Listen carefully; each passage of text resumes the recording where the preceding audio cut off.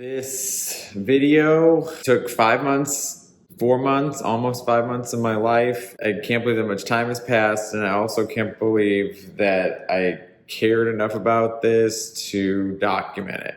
But then at the same time, it kind of became a testament to enduring, dynamic retooling, and what you think you wanted and what you actually got. I'm gonna rewind. This was holidays 2024.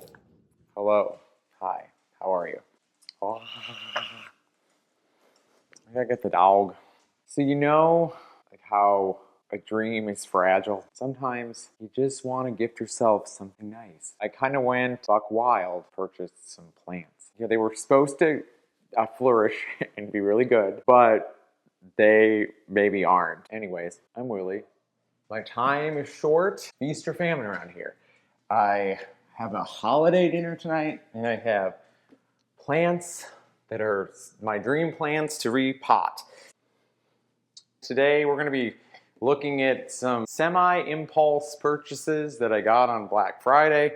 A little bit of show and tell and ego-driven narrative when it comes to my houseplant collection. I can't wait to show you the things that I got and how affordable they were. First off, how does everyone feel about their Black Friday experience? I felt both invigorated and alive, and also cheated and thinking that it's worse every year. And I hate commercialism, but we live in a capitalist society, and there's really only so much that my heavy heart can do for thinking of a piece of crap and investing in stuff that I don't need. And that's where we're at. And that's a lot. I'm excited to show you these plants. But I don't need to keep saying that I'm excited, because I'm more neutral than that. Like, these are plants that I bought. I have a lot of them. One of the orders was shipped to me, and it arrived in really good shape. So I think first I'll show you the one that I picked up locally. This is the Epi Giganteum. You see, I have to come a little bit closer. Watch out with these. I can just sit on the counter here because like no one's gonna tell me I can't. Yeah, so this was $29.99. Garden Heights Nursery here in St. Louis. If you Google this, when these get bigger, they kind of look like a banana leaf plant, and they have very large sculptural leaves, and it kind of almost has like a fountain growth pattern, I would say. Like it comes out and keeps going up. These are out in the wild now for a lot less than they were last summer. The last time I saw one of these, they were like over $80, which has only been a couple of months ago. I'm just gonna put this small dog on my lap so she relaxes. Now, the next order was from BWH Plant Company, and I don't know what the prices are for these plants normally. I know they still have some sales going. These did seem strikingly low and very exciting, because I was looking to purchase these anyway, so, you know, pushed me over with the feather. I put it in the cart and pushed by. So I have a video of unboxing all these, which I will put in here, but it'll kind of like ruin the surprise. Like, I kind of want my surprise now, because I think it's arguably better, but I'm going to put it in there anyway. So whilst I was doing my cleaning, my BWH plant order arrived.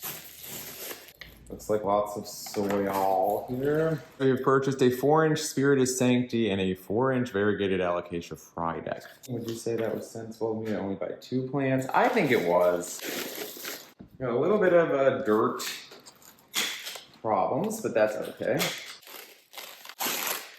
This is definitely the Frydek. Alocasia Frydek. Okay, alright, let's see what we got. Here. Oh my god, this is completely out of the pot. Here we get a root ball. Oh, it's in moss. Okay, so the moss is just the only thing that's kind of gotten taken out, I guess. All in all, nice variegation on some of these leaves. This one looks like a little bit, that one's a little bit interesting. That one looks good. Can't tell if that's really new or if it's dying, you know, story of my life.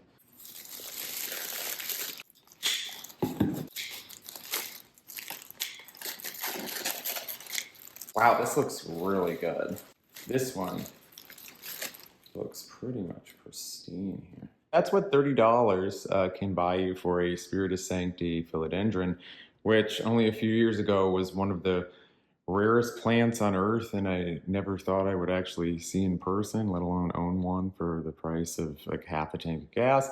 So that's very interesting and very exciting. I'm gonna let these acclimate a little bit, and I'll take some more footage once they've kind of taken a breath and they've gotten a little more warmed up and humidified in here. But all in all, I think that they survived the shipping, which is fantastic. Alocasia Frydek. There's one little half moon leaf here, which I think is very pretty. One dying leaf that I think is making sustenance for the plant. I feel like that leaf is kind of the raison d'etre.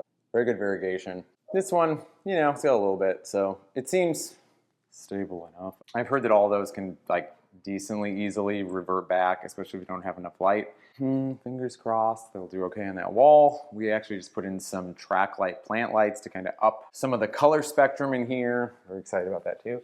That's clutch. That's like living dreams here. This is the Philodendron Spiritus Sancti. I don't know why, but I have been obsessed with this plant since like 2018 or 19. It was always something that I thought was like out of my budget, but these are now $29.99. And I am very impressed with both this and the Frydek, which was $19.99. I don't think I said that in the last bit. New leaves emerging, right? You know, and like all the leaves and everything came in really good condition, which doesn't always happen. Yeah, and I lucked out because we've had a little bit of a cold snap around here. Like right now, I have to repot these. So I have my pots, 1, 2, 3 Divine Dev pots. Putting on these gloves. We start with the biggest one first. No, we should start with the smallest one because I haven't done this for a while and I want to feel in control like I've practiced. Look, I have my chunky mixed soil and now I'm gonna put it in my pot. This soil has served me well. It's very dry though right now. I have a feeling the roots on this are going to be pretty small. Also pause to appreciate that that is literally a rare find. Being very gentle with this. Oh, it's in the sponge plug. So we're going to get this into some water. I learned my lesson with this. Got to get this to soak off because you can't really force it or you'll hurt the roots. So in a cup of water, see where it goes. I'm all about accepting myself, but this overhead lighting kind of makes me look like I'm the crypt keeper. So this is our variegated Frydek. This is also in that weird sponge medium that I do not love, but in the plug nonetheless. What do we think is the chance of the Spiritus Sancti being in one of those sponge tissue culture plugs? I think it's very high. This one's out. And yes, here we go. Oh, actually no, at least not to that level. Oh, nope, it is fully in that. That's what the roots look like on that one too. Pop those in there. My microphone is about to die, which is great. Nothing about this video is going the way I planned, but that is okay. I'm gonna take a little break, charge my batteries, and then we're gonna come back. Okay, this one's looking great. So, hope hangs in the balance on this, and same for the Epi Giganteum. I feel like anyone logical would say to leave that on, but myself, I've had issues with this, with root rot down the line. Be very gentle, take a very gentle approach, and see if I can soak these off a little bit longer. Yes, I'll get a soft toothbrush and see what I can do, because, you know, that isn't going anywhere. You kind of just gotta pick it off and then let the water soften right where you picked, and then more will come off. And the Alocasia, really healthy, roots look good. This one, I think this one's gonna be okay, but I'm gonna give it a little rinse and see if I can get this off. So this is where we got with the Epi Giganteum. Pretty good. This still seems viable. Really good way to test these. If you didn't know, you probably already know.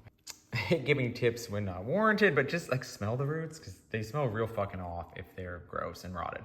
So that leaf obviously looks terrible, but these look great. Really, really not much root loss at all in this Alocasia. For the Spiritus Sancti here, that spongy soil is literally locked onto these big roots, and I'll report back, but this one's gonna be in a peroxide soak for a couple hours.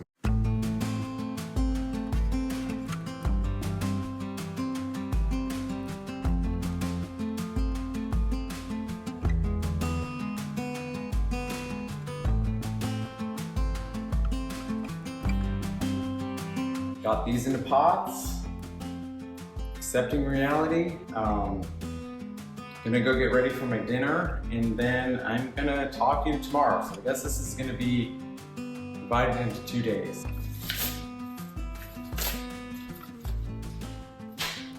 Nick got me this very cool shirt.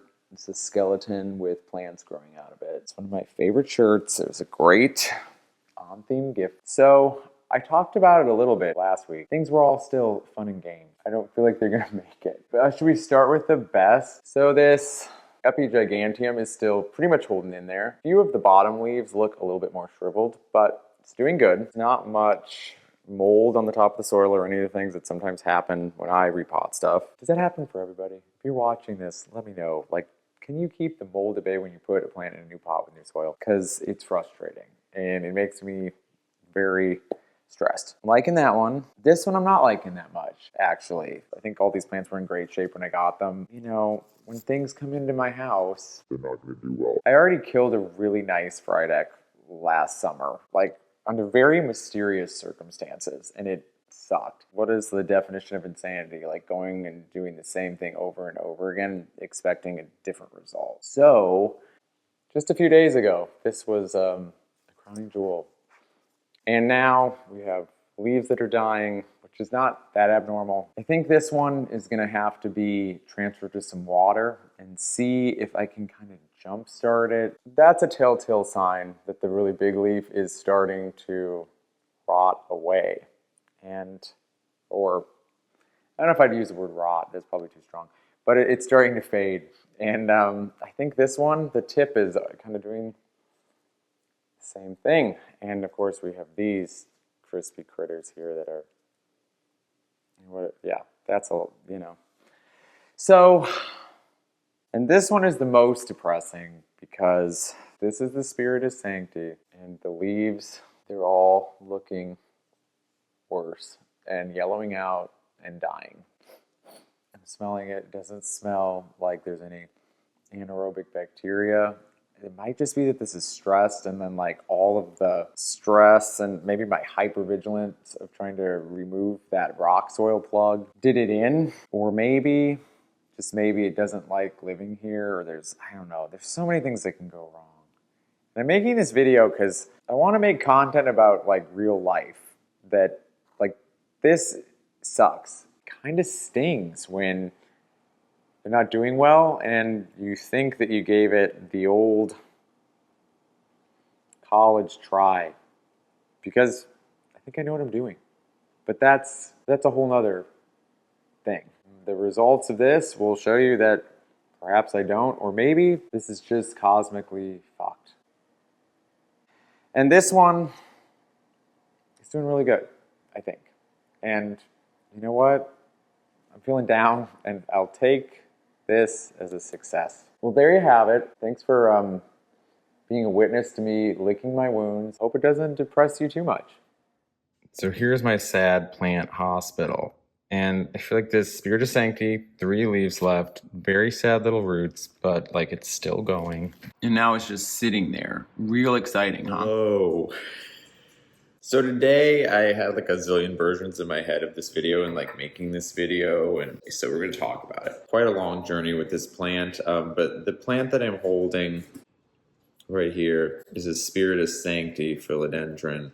And this plant has actually been through quite a lot. And if you watch the first part of this video, you'll see some of that journey. But when I got it, you know, I thought it was going to be a slam dunk. What's interesting about it is these used to be just like so fabled, I guess would be the word that I'm using. And now they're really not. And they're, to the best of my knowledge, I know this one is like a tissue cultured plant, and it's had some issues, many issues. And we're going to talk about some of those and its journey of getting back to where now it can be repotted. There we go. So this has a lot of roots, and the roots grow completely upward. Like that's a root, that's not a leaf, or that's not like a leaf unfurling. And then the bottom, we have these sad roots that got really damaged because this was in a plug, like a soil plug that was colloquially known as rock soil, I believe. That is, to quote Ursula, the key to its undoing. And I think I was overzealous with trying to repot this. I don't know. I'm kind of old school when it comes to, if I get a new plant, I like to put it into my own soil really, really fast. And I did that with this, and to not great results. But when all hope was lost, I started propagating it in water, and there was 2 of them. There was actually 3 in the pot from this plant when I ordered it, and which is pretty impressive in and of itself. There was only $26. I think of that as pretty low risk when I was used to seeing these for a couple $100. So today is kind of, what would we say, like a ritual of passing for this plant, because I'm going to put it into soil. I hope that it lives. I really do. And while we're on that topic of these plants that I purchased right before Christmas, Black Friday more specifically, I will show you the other one too, which was a variegated Alocasia Frydek. Get ready to have your expectations tempered, because I did not pull up anything amazing with this. But yeah, this is what's left of that Alocasia Frydek. We have 1 bulb, sad leaves, and then of course, my personal favorite is the olive variegation's gone, so, and an ailing leaf, because this is just in water and I don't think it's getting any food. So this one, I'm having an existential crisis even when I talk about it and look at it, because I don't know what I'm going to do with it. So it goes back into my giant hope chest of alocasia bulbs that I'm going to emotionally avoid for a bit more. Eventually, the plan is to get that repotted too. I don't know. We'll see where it goes. Also, I love just being able to report that this Epi Giganteum is living its best life. There's that one leaf that got a little bit of water damage after I first repotted it, but holding in there, looking good. All right. Well, like everything in life, I had so many plans that were supposed to be the most glamorous and the most well executed, and maybe something different, but here we are. And what I'm going to repot this in, and as you can see, I am an idiot and put it into a pot with holes in the bottom to hold my soil. So don't do that. But the little plant here, I'm going to take out. I'm going to get this water out of the way so I'm not knocking on the floor. It's early, and I'm not quite running on all cylinders. I did have coffee. That's a whole other topic. But anyways, the key to this is I'm just using my oh my God, do you see that? It's like going everywhere. I'm using my chunky mixed soil, but then because it is used to being in so much water, I have found that it works really well to add some moss into it. It's like just a little bit. And more so in like the mid. So I have some sphagnum moss too. But I'm gonna make sure that I backfill this a little bit, but not a lot, because these roots are actually gonna have to be kind of trained to go down again. So I'm going to very gently, I'm terrified, like bend them down so that they're not so much like growing up towards the light. I haven't actually had that many of these like really small plantlets that are tissue cultured, but I'm very curious if you have, and if you have found, what I have found is that the roots like grow upward toward a light source. So it's almost like they think that's how it's going to work, which is kind of like the sun, but I found that they're direct vertical on these tissue culture plants. So I'm just saying, I'm going to start a conspiracy theory or something, but they're different. These are different than regular plants. And, but you know, I always feel like the other, so that's not a bad thing. But, you know, there we go. We're unpacking a lot. I'm going to wet this sphagnum really quick so I can pack it in. That's interesting. I'm gonna have to find like a little cocktail skewer or something, because I think it's gonna need a little bit of support. Don't know, needs some support. I'm waxing too poetic. This is what happens when it's early. Less than I thought, like the Bob Dylan song. I was so much older then, but I'm younger than that now. And that would definitely be the case with the Spiritus Sancti. It's disappointing, but we're here, still going. I wish I had just a little more soil. And I'm too lazy to walk like 5 feet to go get some more. But look at this, you see? Necessity is the mother of invention. Pop this out. Look at that. Just what I wanted. And it's right. Now it's ready for action. My hands are soiled. There it is. there's me with it, you see. You better grow, please, please grow. So that's the end of the journey, but it's just the beginning. I should preface that, because obviously this is very, very tiny now. This plant is still here.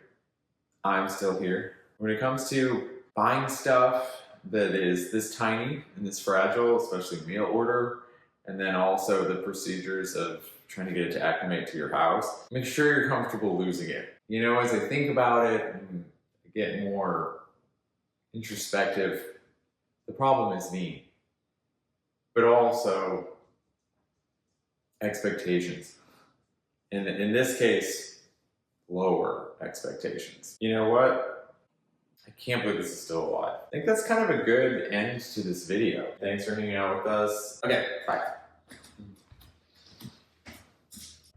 Am I even likable?